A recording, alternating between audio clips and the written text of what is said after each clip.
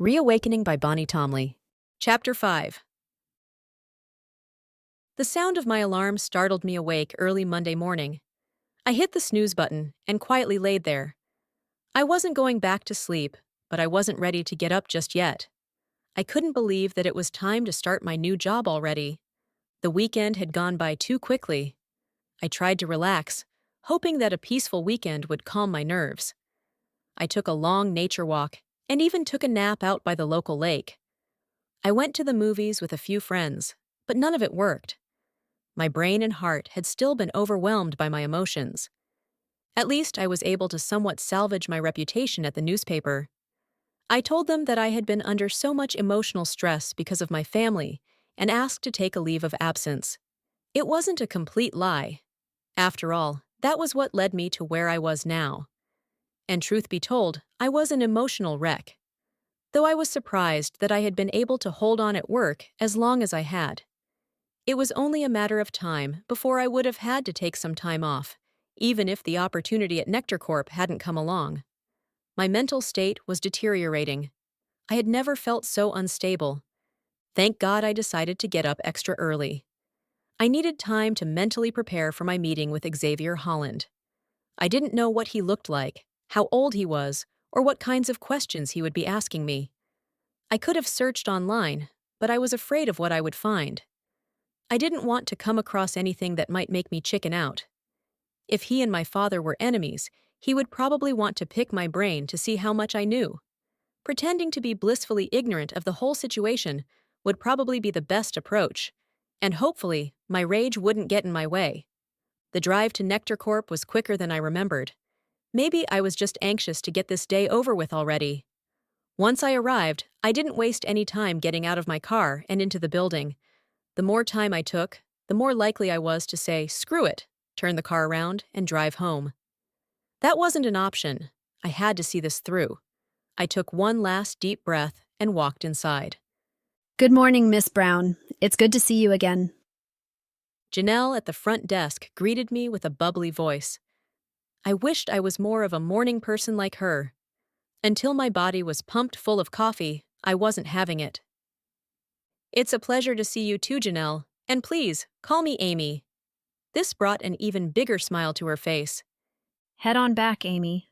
They are all expecting you. I had only met Janelle once, but it was comforting to see her smiling face. Let's be honest, I was looking for comfort in just about anything right now. My heart was pounding as I started to walk down the hallway. I started going over motivational speeches in my head until I made it to Martin Gilchrist's office. At least I partially knew my way around this small portion of the workplace. I gave myself one last, "You can do this!" pep talk before I peeked into the office. Hello, Amy. You are right on time. He glanced at his watch. I was heading to the conference room for the staff meeting. Why don't you follow me? I can show you to your office afterward. I followed him down the hallway into the conference room. It was a large room that was taken up mostly by the oversized conference table. Very stereotypical, and just what you would see on some lame TV show. Every seat was full, except for mine and Martin's. If I could have everyone's attention, please. This is Amy Brown. She will be our new PR representative. She is here to turn this company's image around and start earning trust back from the community. I trust everyone will make her feel at home, Martin announced. My heart was racing. Please, God, don't let me black out or something. Welcome, Amy, said the man sitting at the head of the table. I am Xavier Holland. It is a pleasure to have you here with us. Thank you. I am very happy to be here. I somehow managed to blurt out in a small, mousy voice. I was completely taken back. Xavier was nothing like I had pictured him to be. He was a very handsome man. I guessed that he was in his late 20s, which is an astonishing age for someone in his position. I mean, I was 21, and he couldn't be much older than me. He had tousled blonde hair, striking green eyes, and an athletic build. I had imagined him to be the typical scary-looking mad scientist that you see in horror movies. He looked nothing like that at all. I quickly tore my stare away and had a seat at the table. The meeting was relatively unexciting. Profits were up, but the press was still bad. Mainly due to my ex-boyfriend's group, I imagined. It was a good thing that I was there to fix that, someone across the table said. If they only knew how much I hated having to do this. Other than that, no new discoveries had been made, but there was considerable progress to be seen. As Xavier conducted the meeting, I felt like he was staring a hole right through me. Panic began to set in, and I broke into an icy sweat. What if he was onto my plans? Had he assumed that I knew he was behind my father's death? I quickly began to fear what would come of the rest of my day. If he knew that I was aware of the situation, why would he ever let me leave this place? Dread had begun to set in.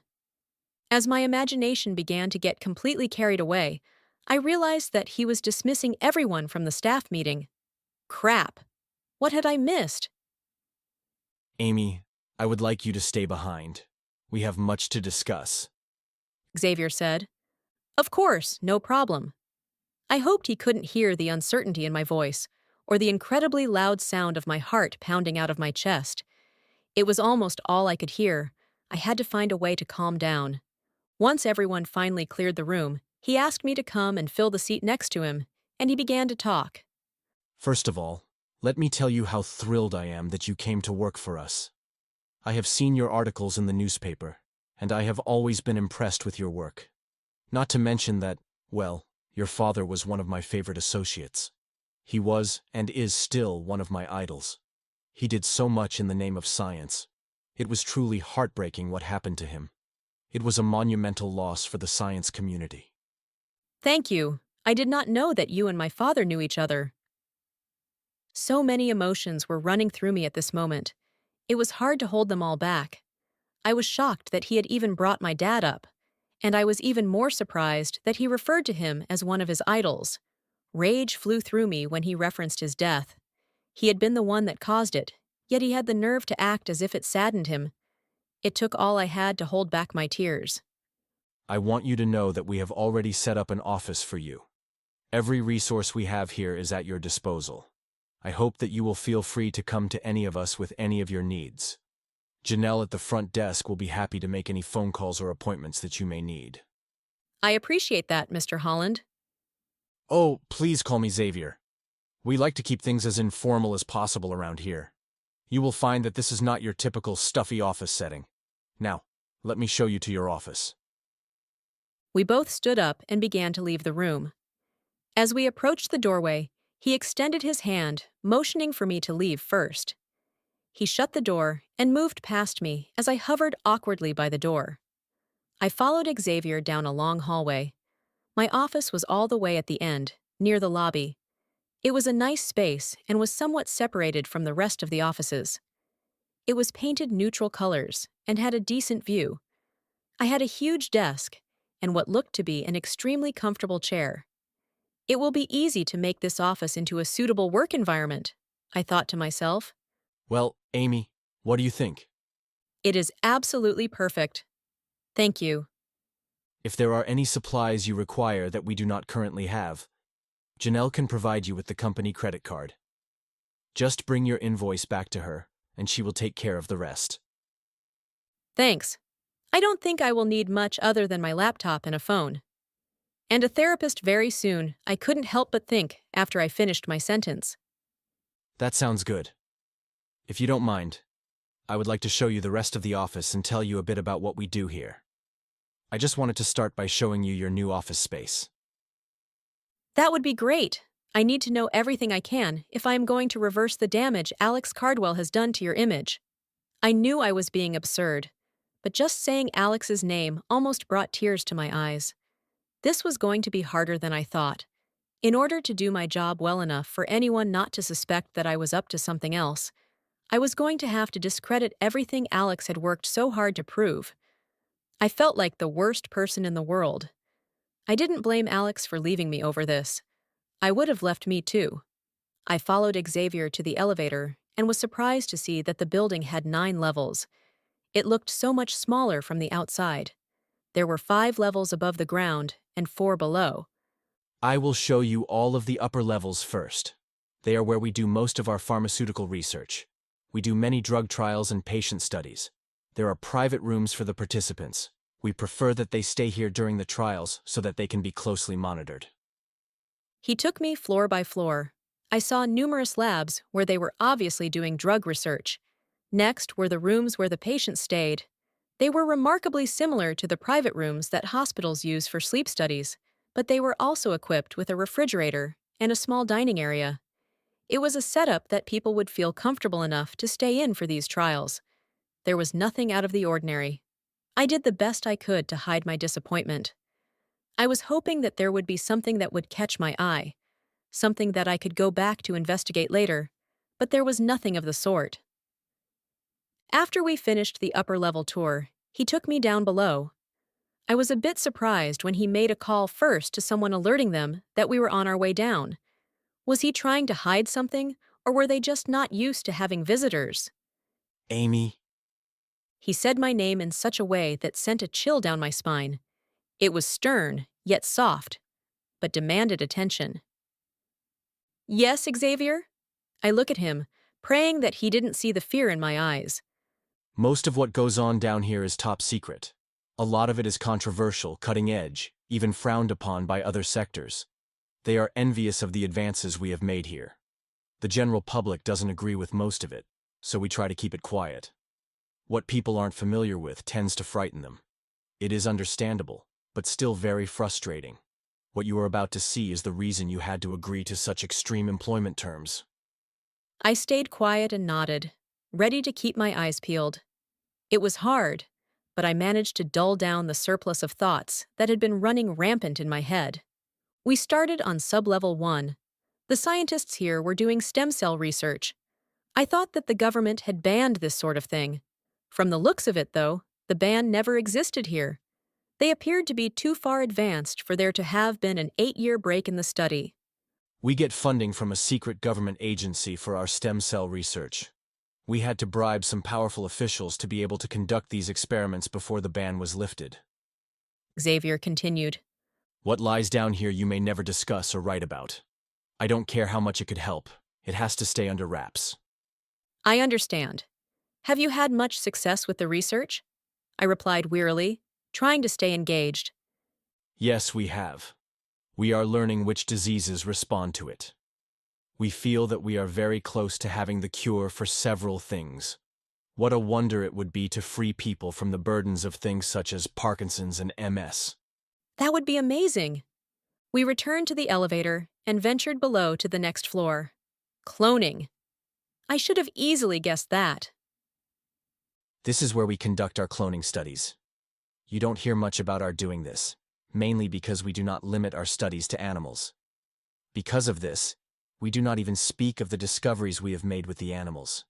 We would have too many people nosing around. We would be ruined if anyone knew we're trying to clone humans. And even if we do manage to successfully clone another human being, we would never share our success. Too many people look at this as a crime against God. It would never be accepted. I wouldn't put a person who has been cloned through that. Imagine what kind of outcast they would be made into. It would tear them down mentally. This breakthrough would be more of a personal victory. That is a very compassionate standpoint, I said, genuinely sounding surprised. It's the truth. This world is cruel enough to someone who doesn't have that kind of disadvantage. I am a scientist, not a monster. Not a monster? So many thoughts were racing through my mind right now. I had pictured this man as a monster, but the kind-hearted side of him that I was seeing now left me feeling conflicted. I no longer knew what to think. This was more confusing than I had expected it to be. We continued on to sublevel 3. They were splitting atoms here. I had heard stories about this. People were battling on both sides of the subject. This is precisely why people were predicting the world's end in 2012. Atom splitting, right? I asked, trying to sound somewhat informed. My dad would have gotten a chuckle out of that. That is correct. Xavier sounded surprised that I was able to identify what I was seeing. A lot of other corporations are doing this right now. We didn't want to be left out of the fun. We aren't doing anything different than the rest of them. However, it would be rewarding to beat them to the breakthroughs. Xavier seemed to hesitate before going to the last floor. I wondered what could be down there, and if I really wanted to know. Do you want to go on, or would you like to go get settled in? I knew that was an indication that he did not want to go further, but I didn't come all this way to turn back now. No way. I'm anxious to see what awaits us, I said excitedly, unwilling to give in to what he wanted. Very well. Away we go. And with that, we were in the elevator, on our way to the last stop. The elevator stopped, and we waited there for a moment before the doors opened. This is the most controversial and sacred part of our research efforts. When we started getting bad press from Mr. Cardwell's group, we acted as if we entirely shut down this part of the lab. Although the truth is that this is what we have been most vigorously working on. This is my brainchild. When the doors opened, I couldn't believe my eyes. Could this be what I thought it was? It most definitely was. The Holy Grail. This could be my key to everything. We are testing several different things here, looking for the same end result. Immortality. What we are doing got so misconstrued. People said we were trying to create zombies and vampires. It is nothing like that at all. This is not some twisted horror movie. I don't know why people who hear about this automatically assume we are using this research for a negative purpose. Think of the positives that this could create. What if we could save people indefinitely? Say someone you knew was dying from a terminal illness. What if you could make them immortal? What if you could save them? This bewildered me even more. Xavier made this sound as if it were a good thing. That was impossible. It didn't make sense to me that my father could have died because of something positive, something good for mankind. There had to be more to the story that he wasn't mentioning. Besides, who would want to live forever anyway? What do you think, Amy? I don't really know how I feel about the subject. I think it has good and bad sides to it, but I'm not sure which side I think outweighs the other. Yes? Well, I'm sure you will have plenty of time to see both sides while you are here. The only thing I ask is that you do not ever mention what you have seen here today. You must realize how detrimental that would be for us. Of course. Besides, I am trying to improve your image, and these things would just make it more turbulent. My thoughts exactly. There is one more thing that we are working on down here. Not too controversial, but still top secret. I was so intrigued. I couldn't think of anything else that would be down here. It seemed like we covered all of the taboo topics already. What could be left? Have you ever had a dream so vivid, so real that you thought it was real? Yes, I believe that I have. A chill ran down my spine as I thought about how much of a reality dreams are for me. I wouldn't dare tell him that, though. He would probably poke and prod me like a lab mouse just so he could figure out a way to use my experience. Well, that's what we are trying to do. We are working on a way to turn a dream into reality. That would be amazing. I mean, how many times have we all had a dream that we didn't want to wake up from? I said, trying to sound enthusiastic. Exactly. The research is only in the beginning stages right now, though. We still have a long way to go. I think that the key is finding a link between dreams and raw psychic ability. It sounds far-fetched, I know, but I genuinely believe there is something real to be found. That is a very interesting theory. I would love to hear more about it. I couldn't believe the words were coming out of my mouth. I hated this man, and all I could manage to talk about is how interested in his research I was. I had to get out of this place as soon as possible. Well, now that you have seen everything, why don't we return to the surface? You read my mind, Xavier. We returned to the main floor and made our way to Xavier's office. It was almost exactly how I had pictured it. The walls were obscured by bookshelves that were packed with books about zombies, vampires, paranormal activity, and every scientific topic you could think of. But there were also several pictures of Xavier with what appeared to be special needs children. Those pictures are of children that we offered free services to.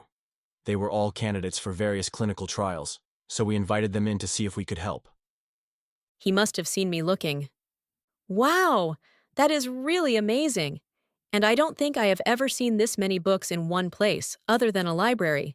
A very impressive collection you have here. Thank you. I'm really just a pack rat when it comes to books. I can't seem to bring myself to get rid of any of them. You should see my office at home. It is even worse. Hee. He chuckled, and I couldn't believe that I was standing here having this conversation. I appreciate the tour of the building. If you don't mind, though, I'd like to get to my office and start turning it into my second home. Yes, by all means. If you need anything, you know where to find me. I sure do. See you later. I turned and walked down the hallway to my office.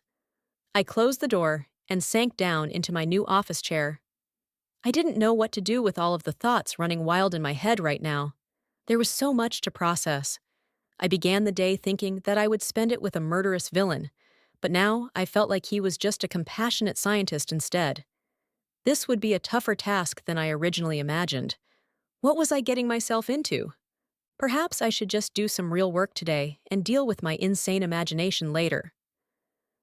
I opened the list of contacts I had on my laptop and started placing calls. I needed to somehow run a positive article about Nectar Corp in every publication that Alex had badmouthed them in. Where should I even start? Hours had passed, and I was completely consumed in setting up a contact list. I wrote down the name and phone number of everyone that I thought would possibly help me publish a story about Nectar Corp.